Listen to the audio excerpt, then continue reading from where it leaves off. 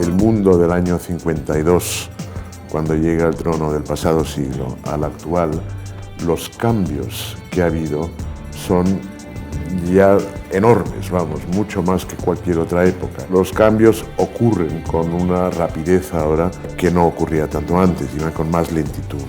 I should like to make that dedication now. It is very simple. I declare before you all that my whole life, whether it be long or short, shall be devoted to your service and to the service of our great imperial family to which we all belong. La reina Isabel II de Inglaterra ha encarnado como nadie la esencia británica en su porte real, a veces distante y altivo, a veces un poco más cercano. Ha sido un verdadero fenómeno que no se explica solo por la fascinación que la monarquía sigue despertando. En su éxito destaca, por encima de todo, su capacidad para haberse sabido construir un reinado a su medida, con silencios bien medidos.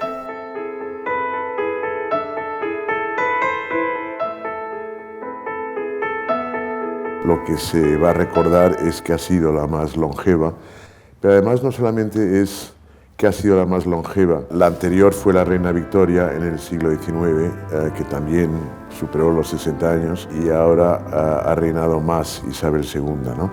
En una época de tantísimos profundos cambios económicos, sociales, la manera de ser, el mundo, los nuevos poderes, en fin, todo. ¿Qué importancia tiene que una sola persona que simboliza una institución tan rara como es la corona hereditaria? Es como un anclaje, una cosa que permanece en tiempos de tremendos cambios. Y entonces, si tienes ese sitio de anclaje, igual es más fácil afrontar tantos cambios. Hay muy poco republicanismo en el Reino Unido. La gente aprecia de verdad la familia real, la tiene como un símbolo del país y por eso se mantiene. El 21 de abril de 1926 nació la princesa Isabel Alexandra María, tercera en la línea de sucesión al trono detrás de su tío Eduardo, príncipe de Gales, y de su padre, el príncipe Alberto, duque de York. El 20 de enero de 1936, cuando su abuelo el rey Jorge V murió, su hijo mayor le sucedió como Eduardo VIII. Este último era soltero, pero durante los últimos años le acompañaba en los eventos sociales privados Wallis Simpson, una estadounidense divorciada. La sociedad británica no estaba preparada para un escándalo así, por lo que el gobierno advirtió al rey de que no podría permanecer en el trono si se casaba con Wallis Simpson. Finalmente, en diciembre de ese año, Eduardo abdica, pasando a ser el nuevo monarca, el padre de Isabel, Jorge VI. En mayo de 1937 se celebró su coronación. Isabel acude a la ceremonia y se convierte en la primera heredera que ve coronarse a sus padres.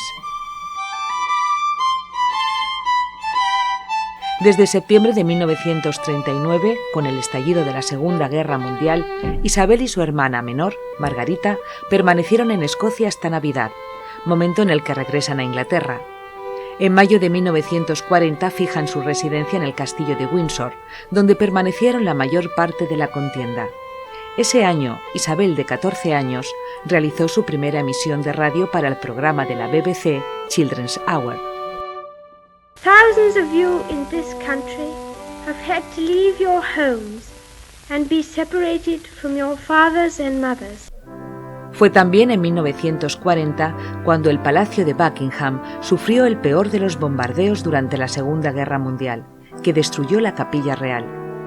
En 1943, a la edad de 16 años, Isabel realizó su primera aparición pública en solitario, en una visita a la Guardia de Granaderos, de la que había sido nombrada coronel en jefe el año anterior. En febrero de 1945 ingresó al Servicio Territorial Auxiliar de Mujeres como subalterna segunda. Se formó como conductora y mecánica y pasó a ser capitán honoraria 5 meses después. Antes de eso, con tan solo 13 años, Isabel II se había enamorado de Felipe Mountbatten, hijo de los príncipes Andrés de Grecia y Alicia de Battenberg. Se casaron el 20 de noviembre de 1947, en la Abadía de Westminster, en Londres. La princesa Isabel tenía 21 años y el príncipe Felipe de Edimburgo 26. Felipe cambió de nacionalidad, de religión y de apellido. Adoptó el materno de Mountbatten, al tiempo que renunció a sus derechos de sucesión en Dinamarca y Grecia. El príncipe Felipe, el duque de Edimburgo, ha tenido un buen ejemplar para imitar, es decir, el príncipe Alberto, marido de la reina Victoria. Y igual como Alberto, Felipe era extranjero, era alemán de origen como Alberto, y siguió los pasos a la perfección del príncipe Alberto. Caminando, por ejemplo, siempre 2 pasos detrás de la reina en público, no abriendo su boca para expresar sus sentimientos, y lo ha hecho con tanta perfección que no hay críticas del príncipe en estos años. Solo en la prensa vulgar que quieren repetir historietas, en mi opinión, casi todas falsas. Tiene que haber el elemento humano que te dé esa estabilidad, y ella lo ha tenido con Edimburgo. Han formado un equipo muy bueno en el que ella se ha podido apoyar siempre en él. El 6 de febrero de 1952, el rey Jorge VI murió de cáncer de pulmón e Isabel asciende al trono. El 2 de junio de 1953 se celebra la coronación de Isabel II en la abadía de Westminster. Toda la ceremonia, con excepción de la unción y la comunión, fue televisada por primera vez en la historia británica, y la cobertura fue fundamental para impulsar la popularidad de la monarca. Mis primeros recuerdos de haber llegado en Inglaterra fue de asistir, a través de la televisión blanco y negro de aquella época, a la coronación de la nueva reina. Para ella y para nosotros también, que estábamos conscientes de los cambios en el mundo, la gran transición fue de la época del Imperio Británico al Commonwealth de todos los países, y ahora, claro, en cierta forma, al colapso del Commonwealth. Pero cambios constitucionales en que ella siempre ha reconocido y ha aceptado su papel. Pocos jefes de Estado son capaces de aceptar estos cambios sin expresar sus sentimientos sobre los cambios. Y ella, en cambio, con toda la familia real, se han callado. Ella es una mujer muy sencilla. Tiene un enorme sentido del deber, y el ser reina, lo que es la institución, lo que es la corona, lo que representa, eso lo tiene absolutamente metido. Lo aprendió de sus padres y lo aprendió de la lectura de la historia y todo eso, ¿no? Bien, no es una mujer que le gustan los lujos, que le gustan las grandes fiestas, los grandes fastos, de eso absolutamente nada, vamos, es sencillez total. Le gustan sus perros y le gustan sus caballos. Aceptar los cambios sin expresar sus propios sentimientos. Es capaz, o era capaz, de leer un discurso de presentación del Parlamento diciendo que en este Parlamento voy a hacer tal y tal. Y en otro Parlamento, porque los partidos en el poder han cambiado, leer un texto que promete todo al revés. Bueno, ese es el papel pasivo de la reina, y ella lo ha hecho muy bien. Ella comienza su reinado cuando Inglaterra, por así decirlo, es puramente anglo. Y a lo largo de su reinado tienes una sociedad absolutamente multirracial. 1992 is not a year on which I shall look back with undiluted pleasure. In the words of one of my more sympathetic correspondents, it has turned out to be an annus horribilis. 40 años después de su coronación, la reina afrontaba su momento más difícil. Es en 1992, la reina era testigo del divorcio de su hija Ana, la separación de su hijo Andrés y la crisis matrimonial entre Diana de Gales y su hijo Carlos, heredero al trono. Para colmo, se incendiaba el castillo de Windsor. La gente inmediatamente dice, pues el gran follón fue Diana. Evidentemente, el año terrible el cómo se va a pique ese matrimonio.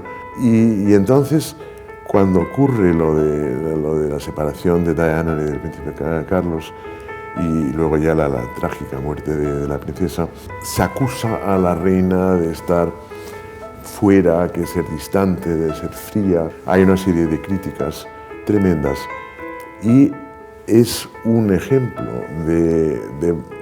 por un lado, de la resiliencia que tiene la corona como institución, al menos en Reino Unido, que lo sobrepasan. First, I want to pay tribute to Diana myself. She was an exceptional and gifted human being. In good times and bad, she never lost her capacity to smile and laugh, nor to inspire others with her warmth and kindness. I admired and respected her for her energy and commitment to others, and especially for her devotion to her 2 boys. Durante aquellos años de problemas, el sentimiento antimonárquico subió bastante entre los británicos, porque sabes que el público es muy volátil. Pero ahora, nada, el republicanismo ha desaparecido. Todos los de la izquierda son monárquicos. En momentos puntuales, como la muerte de Lady Di y otros, pues se puede llegar a despreciar una persona o 2 personas o parte de la familia real, ¿no? Pero como institución, como monarquía, yo creo que nunca se ha llegado ni de lejos ni de cerca, digamos, a una mayoría republicana o incluso a una minoría significativa, ¿no? Si la monarquía es demasiado popular, si es como todos los demás, malo. Si es demasiado distante, demasiado raro, malo también. El buscar ese término medio de mantener distancias y de ser muy real y tener mucha pompa y circunstancia, esto no sirve para todos los países ni para todas las coronas. Para la británica es esencial. Es decir, tienes que tener el cambio de la guardia, tienes que tener mucho atributo, pero a la vez pues tienes que tener una descendencia, como los hijos de Diana y de Charles, que son tipos como muy normales, ¿no? Su legado será el turismo y un modelo de monarquía que yo creo que pertenece ya más a la prensa rosa que a otra cosa, ¿no? El respeto que se les tenía cuando ella llegó al trono se mantiene, pero se ha convertido en otra cosa, ¿no? Ya no es esa sensación de subordinación total del plebeo, ¿no?, ante la monarquía, sino es pasta de la conversación de cada día, de ver qué les pasa, dónde están, qué llevan. Y yo creo que los más jóvenes se dan cuenta de ello. Su hijo, pues la verdad es que no lo sé. En el fondo se juzga a la gente siempre por el legado que dejan. Entonces, para una reina, un rey, una corona, el legado es si la institución sigue, irá cambiando, desarrollándose, estando atento a los cambios y tal y cual, pero esencialmente es lo mismo. Se le puede dar otra capa nueva de pintura, pero sigue siendo la misma institución, ¿no? Y yo creo que es su debilidad y su fortaleza, ¿no? Por lo tanto, pues casi da igual quién sea el rey o la reina en un momento dado, porque el aprecio que se tiene a la institución es muy grande, ¿no? So, Your Majesty, we offer you our humble duty, and with it, 3 resounding cheers for Her Majesty the Queen. Hip, hip! Hip, hip! En ese cariño de los británicos ha tenido un papel esencial Isabel II, la reina que supo adaptarse a tantos cambios.